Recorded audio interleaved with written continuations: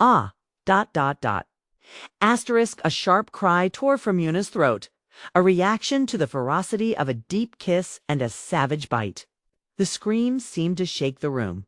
2 tears streamed down her cheeks, unseen in the sudden darkness. The room was full of people. Asterisk Samiha. Begum's voice cut through the blackness. What is it? What happened? Muna, are you hurt? Did something happen? And why did the power go out? What's wrong with the generator? Sumi, bring a candle.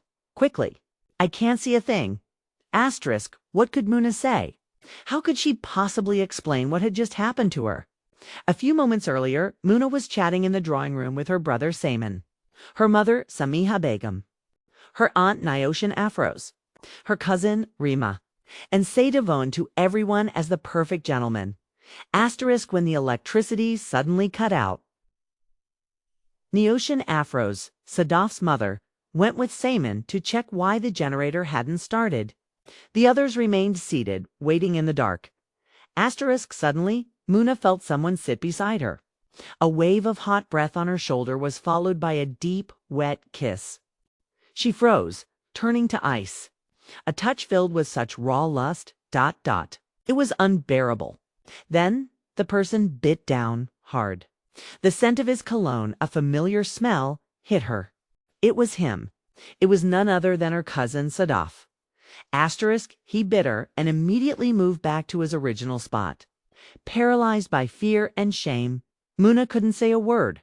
The sharp pain made her cry out, but she fell silent almost instantly. Asterisk, whom could she tell? And what could she say? That her older respected cousin Sadaf had just bitten her on the shoulder. Who would even believe her? Sadaf was the most well-behaved and brilliant boy in the entire family. He was quiet by nature, a devoted son who never spoke back to anyone. He walked with his head lowered and answered everyone deferentially. Asterisk, but only Muna knew the torment he had been inflicting on her for the past few days. Sadaf had only been back from Australia for 20 days after being away for 6 years. He was 26 years old, fair-skinned and tall at 5 feet 11. With his glasses, he had a studiously gentlemanly look, complete with a hint of stubble on his chin. When he had pulled down the collar of her dress to bite her, the stubble had scraped her skin, leaving it red and raw. Present. Sumi appeared with a lit candle and handed it to Samiha Begum. Her mother hurried over to Muna. Dear, what happened? Asterisk, Muna was still clutching her shoulder, unable to show the wound to anyone.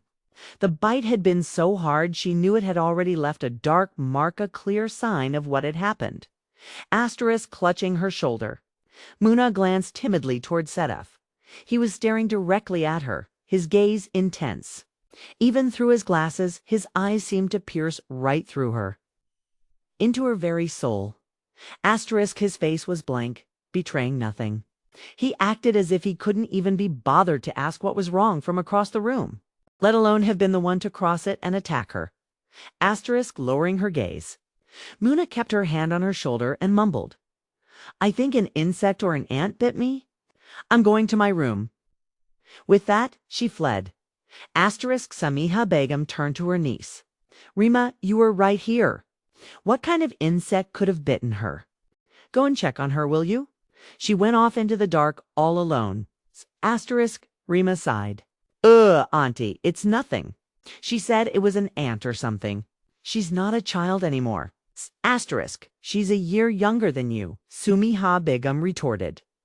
You're 17, she's 16. Asterisk, Sadaf stood up. Auntie, if you'll permit me, I'll go and ask her what's wrong. Asterisk, Samiha Begum smiled. Go, you're such a good boy. None of the other children in this house listen. Go check on her before your sister gets scared in the dark. Asterisk, Sadaf walked away from the group and headed upstairs, the image of a perfect gentleman. The upper floor was empty. Everyone else was either downstairs or outside with Sayman and Sadaf's mother. Asterisk, he approached Muna's room.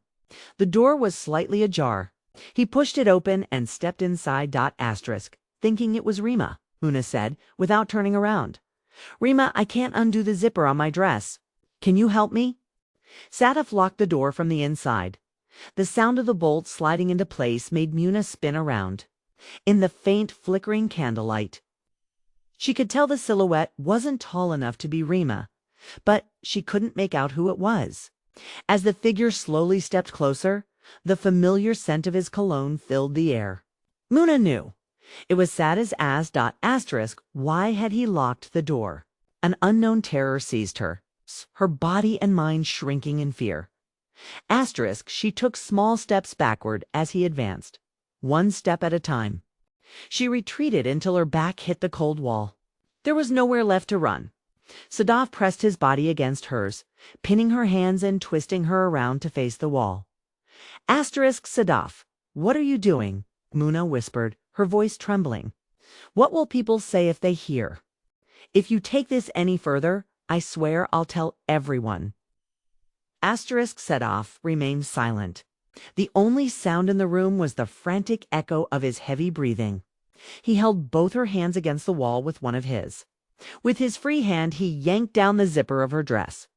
Asterisk, before Muna could scream, he clamped his other hand over her mouth.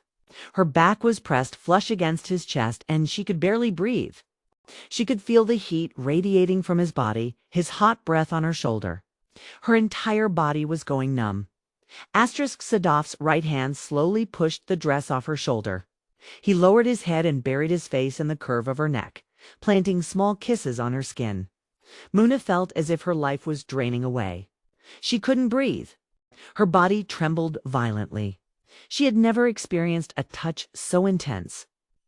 And to have it come from her own cousin left her helpless and silent. Asterisk, his hand moved to her exposed back. With a slight tug, he pulled her dress down further, baring her back completely. His hand began to roam freely over her skin. Asterisk, Muna couldn't take it anymore. Her body felt cold as ice, racked with tremors. It felt like her soul was about to leave her body. She could no longer stand on her own. Asterisk, in one swift motion, Sadaf spun her around to face him. Her eyes met his. He stared at her with a blank, unfeeling expression, his breath coming in hot. Gasps. Asterisk, before she could say a word, his lips crashed down on hers. He kissed her like a madman, sucking, biting, devouring her. Muna couldn't breathe, couldn't break free from his iron grip. He kissed her again and again, breaking away for a split second only to capture her lips once more. She felt like she was going insane, unable to remain standing. Muna let her body go limp, her entire weight falling against him. As he began to push her dress down from her shoulders, she crossed her arms over her chest to stop him. Asterisk Sadaf pulled his lips from hers and stared down at her. Then he leaned in and whispered, let me see. I have to see. If I don't, I'll go mad. Asterisk, he kissed her ear, her cheek, her neck, his words a deranged whisper against her skin. Let me see how my intoxicating, maddening love has managed to stain you. My marks will be all over your body. You will be mine forever. Anyone who looks at you will see the signs of my affection all over you. So let me see what is mine. Asterisk, to be continued.